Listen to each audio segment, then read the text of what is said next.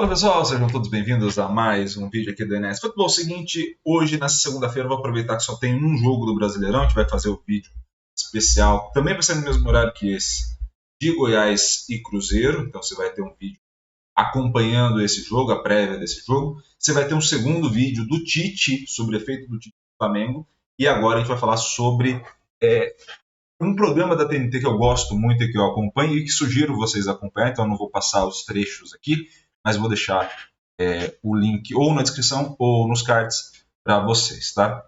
E é o Mano a Mano, Tainá Espinosa, o Bruno Formiga e o Vitor Sérgio Rodrigues, tá bom? O que eles fizeram no último Mano a Mano? Eles fizeram os 11 melhores jogadores, né, por posição, separadinhos por posição, tendo em vista os 6 melhores clubes do Brasileirão.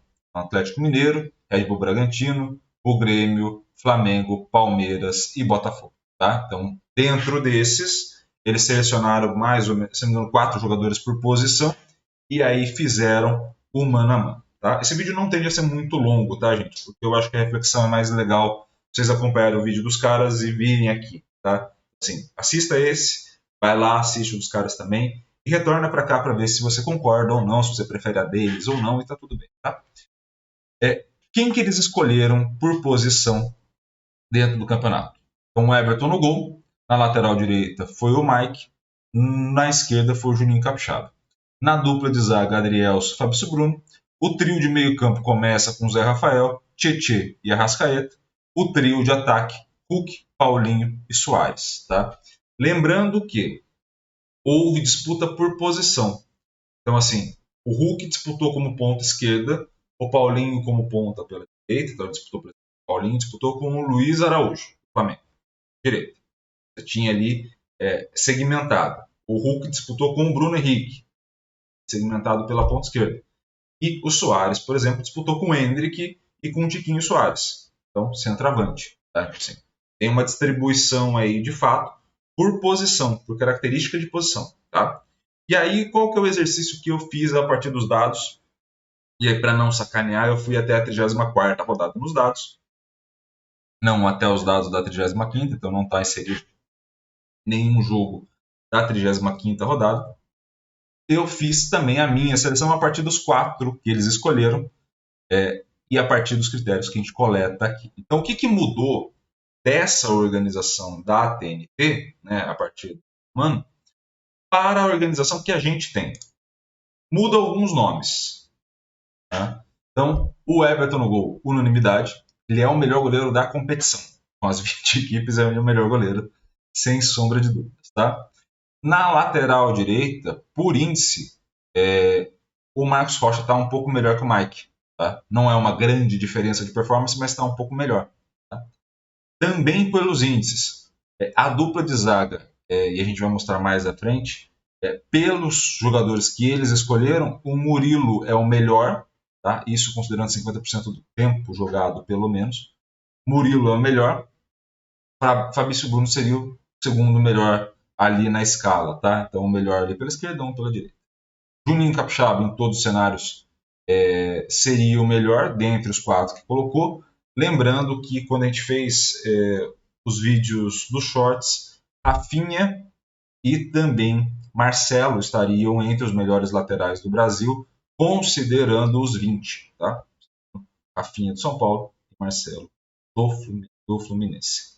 No meio-campo, Marlon Freitas manteria, né? Essa posição no melhor da competição como toda é do André, mas nesse momento, escolhendo os 6, o Marlon Freitas seria o melhor de fato. E aí temos um primeiro ponto. Por algumas organizações, o Vilha Sante pode estar como volante ou como meia central. Eles utilizaram como meia central e eu adaptei para meia central. Sim, tem grandes modificações, tá? Mas no nosso caso, o Vilha Sante disputou posição com o Tietê e na mesma função, digamos assim, passa a estar ele em vantagem em relação ao Tietê.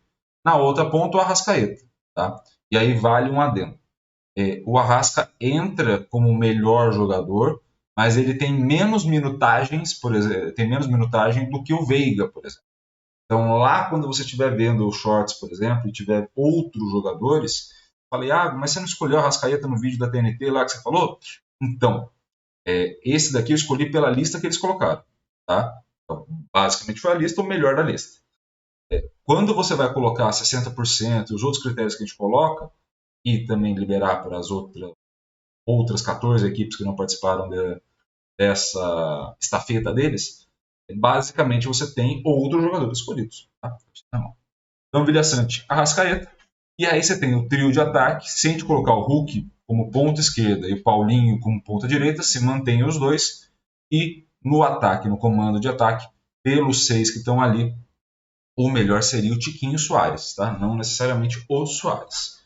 E aí tem um ponto importante. No Campeonato Brasileiro, se for pegar os melhores atacantes, você vai ter ali Marcos Leonardo e já em segundo vem o Tiquinho. Então, assim, o Tiquinho faz uma grande competição. É que, e aí talvez seja o ponto de reflexão entre um vídeo e outro. Quando você vai fazer essa reflexão do melhor, você com você mesmo, sem números, assim, você pode até ter olhado o número previamente, mas você está fazendo a reflexão a partir do que você assistiu, que é o que eles fizeram. É natural que você tenha uma história a ser contada e a história te atinja mais do que outra. O que eu estou querendo dizer com isso?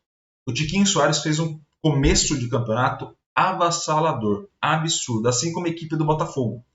Quando você começa a ver o Tiquinho caindo de produção, principalmente depois das lesões, né, e da vinda do Bruno Lage, você começa a identificar uma queda de performance dele no momento que você chama de decisivo.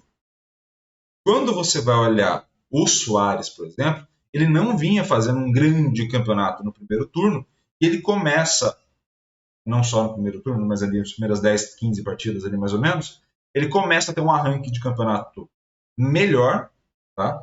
Depois ali já no segundo turno, ali no final do primeiro, ele tem um arranque final de temporada melhor, e nessa parte final de temporada, ele fez gols em jogos decisivos. Então, ao ter feito isso, ele passa a ter uma história mais bem contada. Percebe? Eu estou enaltecendo e ele cai de produção. O outro, ele supera a si mesmo.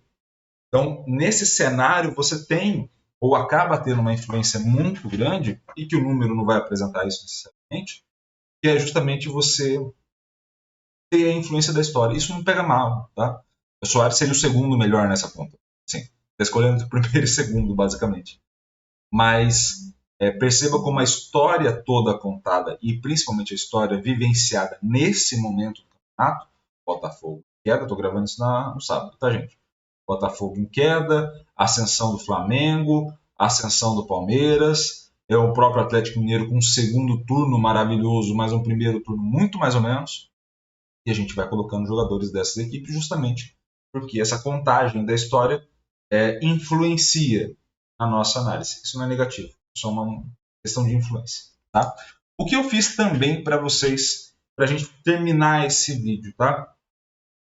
Que não necessariamente haviam jogadores que seriam os melhores selecionados que estariam aí nessa lista da TNT. Tá? Então, para não ter nenhum erro de interpretação aqui com os outros vídeos aqui desse canal, eu fiz alguns ajustes. Tá? O primeiro deles, o Hulk está como ponta esquerda, esse gráfico é do SofaScore. Tá? A área de atuação dele não é necessariamente como ponta mais. Por quê? Porque você passa a jogar em duas linhas de 4 no Galo, mais 2 atacantes. Então, nem ele é um ponta pela esquerda, você pode ver aí pelo mapa de calor dele, tá?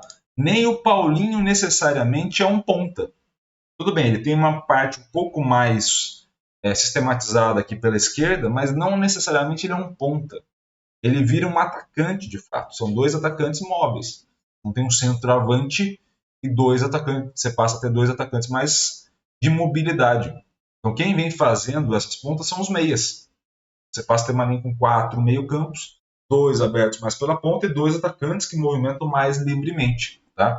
Então, nessa função que a gente está, que é a função que a gente compara aqui já no final, Paulinho e Hulk disputariam a posição com o Tiquinho Soares e com o Luiz Soares, não necessariamente pelas pontas. Tá? E aí, se a gente fosse separar esses cenários, a gente passa a ter a seguinte equipe.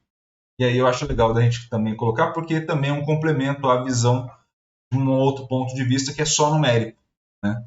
Você passa a ter o Everton, o gol, não muda. Marcos Rocha, Murilo, também não muda em relação às outras listas, a outra lista que a gente apresentou agora. Léo Pereira faz um grande campeonato.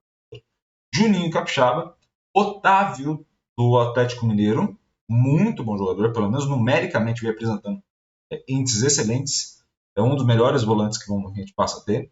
Vilha Sante Arrasca, nesse sentido. Júnior Santos, Vitor Sá e Tiquinho Soares. Então, esses seriam aí os nossos jogadores com um trio de ataque do Botafogo. Iago, mas o Botafogo está numa fase horrível. Eu sei, gente. Mas é pelo campeonato como um todo. Então, pelo campeonato como um todo, os caras fizeram pelo menos metade do campeonato muito boa. Muito boa. A melhor campanha do primeiro turno da história. Então, assim, é natural que eles tenham índices altos e que mesmo com uma queda, os outros não cheguem no mesmo nível de índices deles, justamente porque o primeiro turno foi tão bom que essa queda ou é uma queda do tipo entrar para a zona de abaixamento, tem uma coisa muito vertiginosa, né? Ou basicamente você vai manter esses caras no mais alto nível ali, porque o Botafogo é segundo na classificação ainda. Tá? Tô gravando isso no sábado pela manhã. Beleza? Então, é essas modificações e é essa reflexão. Tá?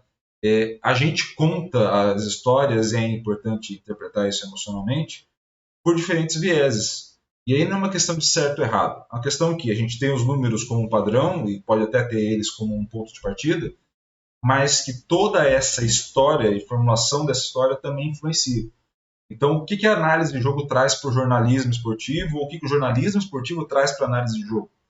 Essa interação emocional. Você tem um ponto de partida? Tem. Tem um viés de observação mais estatístico? Tem. Tem mal nenhum.